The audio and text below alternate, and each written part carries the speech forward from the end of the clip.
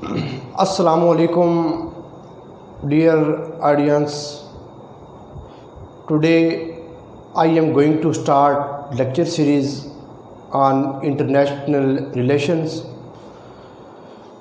International relations आपको exams में उसके साथ साथ CSS के ऑप्शनल पेपर में और उन तमाम एग्ज़ाम्स में जहां आप इस सब्जेक्ट को ऑप्ट कर सकते हैं वहां आपको इसकी ज़रूरत पड़ती है इंटरनेशनल रिलेशन की। जैसा कि CSS ऑप्शनल सब्जेक्ट्स में IR 200 मार्क्स का पेपर है। इस वक्त मैं आपके सामने जो लेकर आया हूं वो एक टॉपिक है, या आप कह सकते हैं कि एक लेक्चर है या एक सेट है, इंटरनेशनल रिलेशंस। और उसमें जो हमने आगे पढ़ना है आज वो है पाकिस्तान पार्टिसिपेशन। अब इंटरनेशनल रिलेशन में पाकिस्तान की पार्टिसिपेशन नहीं है। इंटरनेशनल रिलेशंस के अंदर इंटरनेशनल ऑर्गेनाइजेशंस हैं। उन इंटरनेशनल ऑर्गेनाइजेशंस में पाकिस्तान की पार्टिसिपेशन कब हुई और वो ऑर्गेनाइजेशंस क्या काम कर रही हैं। लिहाजा मैं इस लेक्चर को दो पार्ट्स में आपके सामने लेकर आ रहा हूँ। फर्स्ट पार्ट में हम सेट 1 में हम करेंगे इंटरनेशनल वो ऑर्गेनाइजेशंस कौन कौन सी हैं, वो बैनुल-अक़वामी जो हमारी ऑर्गेनाइजेशंस हैं वो उनके नाम क्या क्या हैं और वो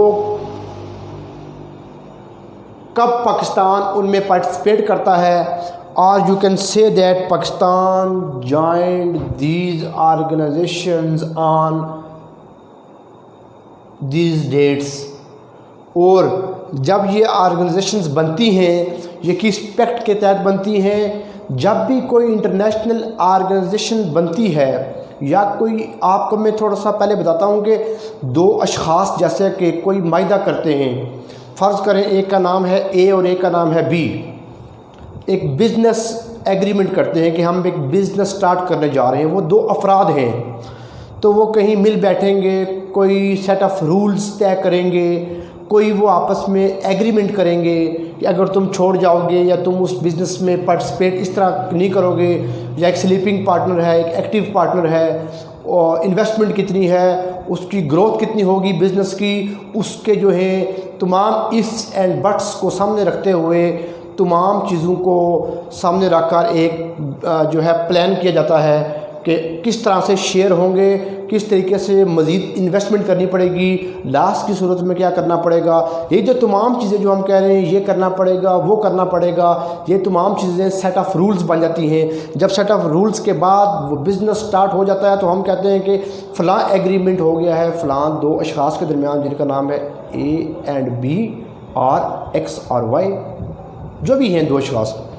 लेकिन जब ज़रूरत पड़ती है किसी भी फ़र्ज़ करें हम साहिब एक आप मोहल्ले में रहते हैं, वहाँ 5 से 6 बरादरियाँ रह रही हैं, तो वहाँ आप देखेंगे अमूमन गट्स जोड़ बना लिए जाते हैं, ब्लॉक्स बना लिए जाते हैं, ग्रुप्स बना लिए जाते हैं।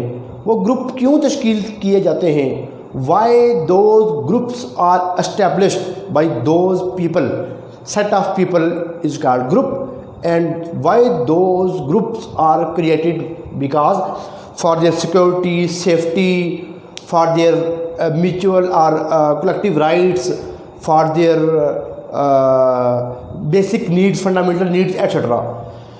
इसी तरह जब एक स्टेट किसी जगह पर वो अकेली उसकी कोई अहमियत नहीं है, 21st सेंचुरी में आप कहें कि कोई भी स्टेट बिल्कुल अकेली रह लेगी, ना वो किसी से एग्रीमेंट करेगी, ना वो ट्रेड करेगी, ना वो टेक्नोलॉजी ट्रांसफ़र करेगी, ना वो म्यूचुअल जो है वो एग्रीमेंट्स करेगी, ना वो बिल्कुल किसी को अपनी कोई चीज़ें नेवल एक्सरसाइज़, फिर वाटर एक्सरसाइज़, फिर एयर एक्सरसाइज़, फिर ग्राउंड एक्सरसाइज़, और उनकी नेवी की, उनकी आर्मी की और उनकी मुख्तलिफ जो हैं इकनॉमिक पैक्ट्स हैं, उनके इकनॉमिक एग्रीमेंट्स हैं, इंटरनेशनल एग्रीमेंट्स हैं, अगर वो नहीं करेगी तो आप कह सकते हैं कि that state is in isolated form. और 21 سینچری میں کوئی بھی اسٹیٹ آئسولیٹڈ رہ کر پروگرس تو کر سکتی ہے لیکن پراسپیرٹی کی جو ہے وہ حدود تک نہیں پہنچ سکتی۔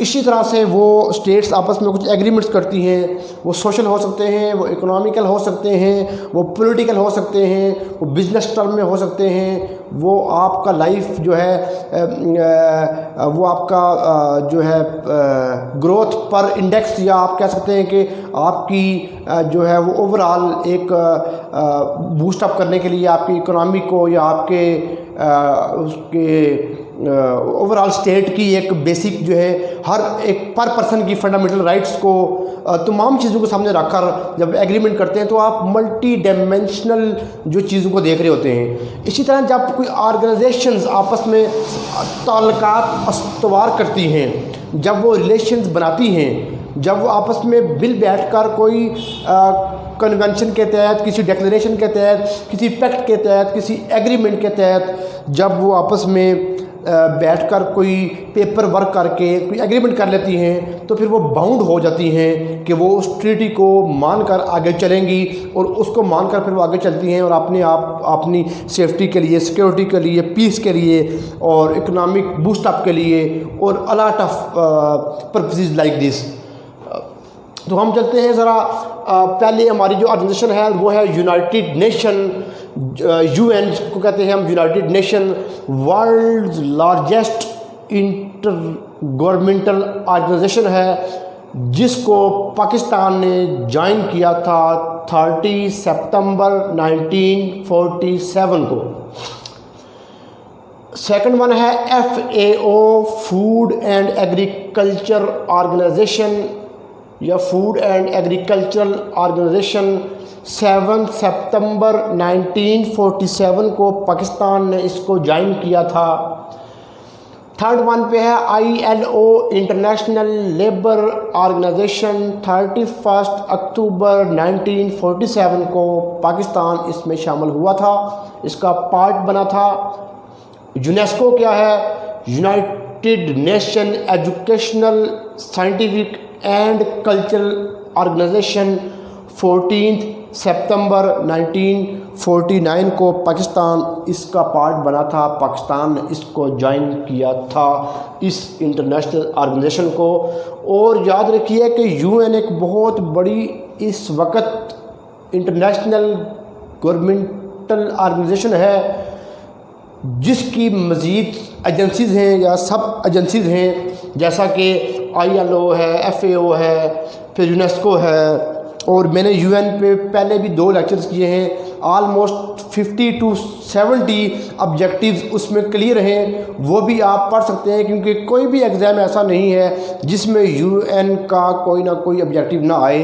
اور کرنٹ افیئر کا، پاکستان افیئر کا، اس کے ساتھ ساتھ آپ کہہ سکتے ہیں اینتھروپالوجی کا، جینڈر اسٹڈی کا، کہ جینڈر اسٹڈی کے حوالے سے آپ کیا کہتے ہیں کہ UN کی کون کون سی کنونشن ہے ہیومن رائٹس پہ یا وومن رائٹس پہ، اور اسی طریقے سے آپ کہہ سکتے ہیں کہ اس کے بعد سوشیالوجی کا، اور اس کے بعد ایون کہ ایسیز میں آپ کو سوال آ جاتا ہے کہ how united nation fails to achieve its goals aims objectives etcetera.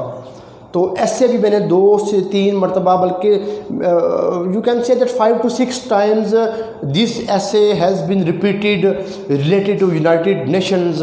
تو یونائٹڈ نیشن اور اس کی ایجنسیز اور اس کی سب ایجنسیز اور اس کی وغیرہ جو ادر باڈیز ہیں وہ بہت امپارٹنٹ ہیں all competitive exams point of view سے۔ یونیسکو جو ہے وہ بھی ایک UN کی ایک ایجنسی ہے جس کو پاکستان نے 14 سپتمبر 1949 کو جوائن کیا تھا۔ اس کے بعد ہے ورلڈ بینک اور IMF جو ہے 11 جولائی 1950 کو پاکستان نے اس کو جوائن کیا تھا۔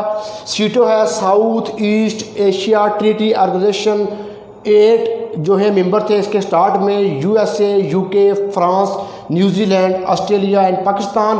تھائی لینڈ اور فلپینز جو تھے دو were only 2 from south east صرف یہ دو تھے, اور 1954 میں پاکستان نے اس کو جوائن کیا تھا. سینٹو جو تھا سینٹرل ٹریٹی آرگنائزیشن, جس کو بغداد پیکٹ بھی کہا جاتا ہے, میٹو بھی کہا جاتا ہے, METO, middle east treaty organisation. 1954 کے ایک سال کے بعد 1955 میں پاکستان اس کا پارٹ بن گیا تھا. OIC organisation of Islamic countries, formerly organisation of Islamic conference اس کا نام تھا. 57 ممبر سٹیٹس, اور 1969 کو پاکستان اس کا پارٹ بن گیا تھا. NAM non aligned movement, align کا مطلب ہے کہ میں کھڑا ہوں, میرے ساتھ ایک اور بندہ کھڑا ہوگا تو ہم کہتے ہیں کہ we both are aligned in front of white board. Align کا مطلب ساتھ ہے, اور نان الائن کا مطلب ہے کہ ہم ساتھ نہیں رہیں گے, کسی کا حصہ نہیں بنیں گے. جکارتہ انڈونیشیا میں 1961 میں یہ اس کا جو ہیڈ کوارٹر ہے وہاں پہ ہے. 1961 میں یہ بنی تھی OIC, اور اس کو بنانے والے نہرو صاحب, جمال عبد الناصر صاحب, جوزف بروز ٹیٹو صاحب, اور کویم نکروما اور سکارنو یہ تھے. اور 1979 کو پاکستان اس کا پارٹ بنا تھا. SAARC, south Asia association of regional cooperation, regional and geopolitical union تھی ساؤتھ ایشیا میں. آپ اس کو کہہ سکتے ہیں کہ اس کے ممبر جو تھے اسٹیٹ تھی وہ 8 تھی. MBBSPINA, مالدیوز, بھوٹان, بنگلہ دیش, سری لنکا, پاکستان, انڈیا, نیپال, افغانستان. 1985 میں اس کا پاکستان اس کا پارٹ بن گیا تھا. WTO world trade organisation headquarter Geneva Switzerland میں ہے.